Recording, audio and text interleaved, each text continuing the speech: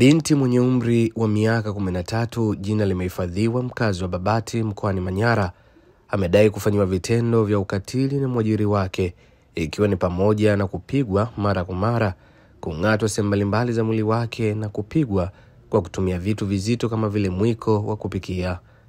Licha ya mateso hayo ya mara kwa mara, binti huyo ulipwa kiasi cha shilingi 12,000 kwa mwezi, lakini fedha hiyo haijawahi kumfikia, kwani mwajiri wake hudai kuikabidhi kwa wazazi wa mtoto huyo bila uthibitisho wowote. Inaelezwa kwamba vitendo hivyo vimezua hasira kubwa kwa baadhi ya wakazi wa Babati, hususan wanawake ambao wamepinga vikali ukatili huo wa kijinsia na kuomba mamlaka husika kuingilia kati na kuchukua hatua kali dhidi ya mwajiri anayemtesa mtoto huyo. Ripota wetu wa Ayo TV amefika katika mtaa wa Mji Mpya anapoishi binti huyo na mwajiri wake na kutueleza simulizi kamili. Mimi natumika naba na hizi ni ripoti kutokea Babati mkoani Manyara. Nipiga tu. Nipiga. Anakupiga usipofanya nini? Kazi. Na anakupiga maeneo gani na maeneo gani? Mgongoni. Mgongoni. Tangu ulivyokuja Vuaga anakupiga kila siku? Sio kila siku sana. Siku moja. Anakupiga kwa kutumia kitu gani? Mwiko. Mwiko. Umeumia hapo kwenye jicho. Amekupiga na kitu gani? Mwiko. Amekupiga na mwiko. Na wewe ufanye kazi? Nafanya. Unafanya kazi. Kwa nini anakupiga? Sijabadilisha mtoto nguo. Kwa kila siku nguo za mchana. Nini unakihitaji kwa sasa hivi? Nataka kwenda nyumbani. Ni baba tu aliniambia nije huko. Unalipwa mshahara shilingi? 2,000 kwa mwezi. Na huo mshahara unao? Una shilingi ngapi sasa hivi? Sijui, kila anapewa mama wangu. Vuaga mama yako ndo anapewa? Mungu anaweza kunisomesha mpaka nirudi tena shule. Uliwahi kusoma? Hadi darasa ngapi? Chekechea. Kwa umeshachekechea? Asante sana. Kwa majina mimi naitwa Kurusu Mbelo, jina maarufu naitwa Doto. Ni mjumbe wa serikali mtaa wa Mji Mpya.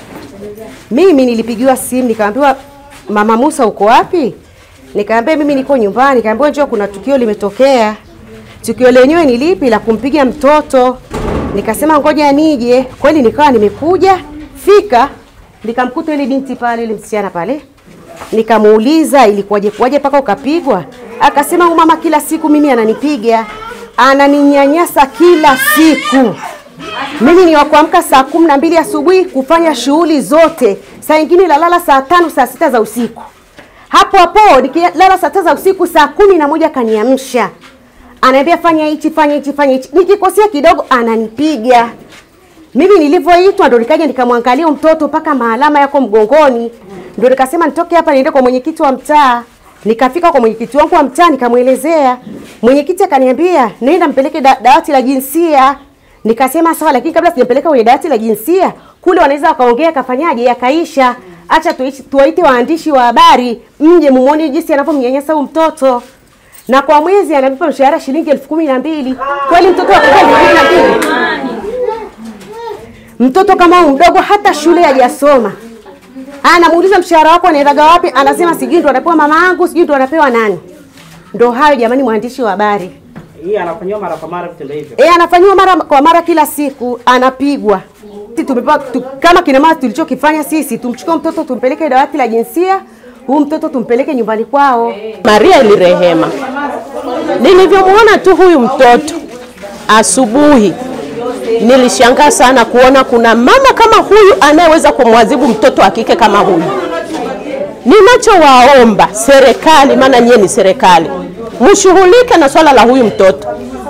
Akina mama tumeumia sana kwa ajili ya huyu mtoto, na ni jinsia ya kike. Hatujui jinsi gani alivyomfanya huyu mtoto muda wote huwa alivyokuwa anaishi naye. Ni leo tu sisi majirani tumejua, tumemuona.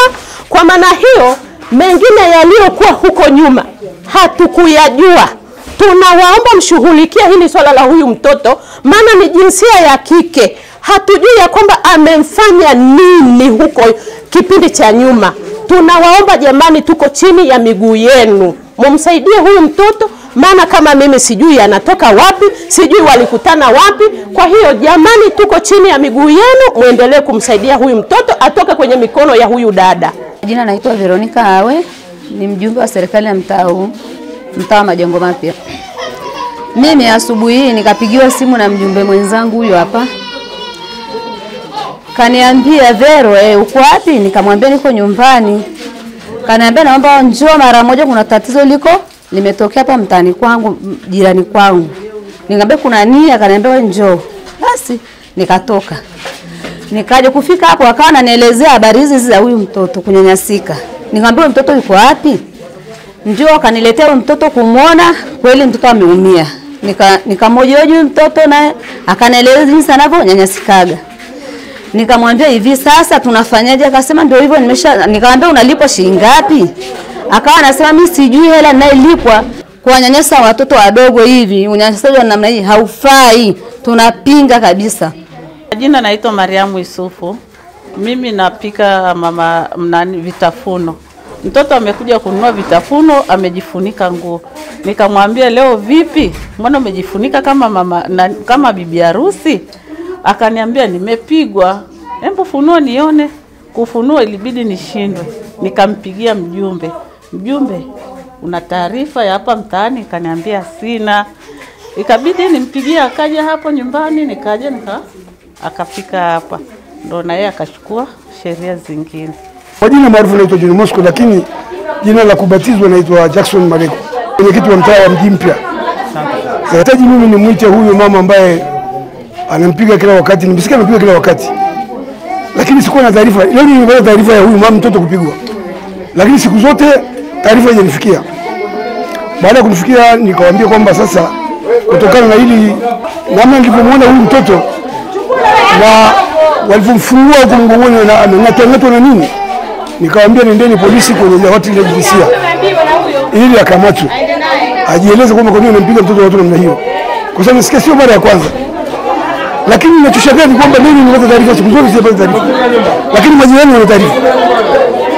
Tofauti na kupigwa jicho, imeonekana kwamba huku mwilini kuna sehemu nyingine ana ngeu. Wamejaribu kumtoa nguo huku chini, huku kuna ngeu, wamemuuma na nini.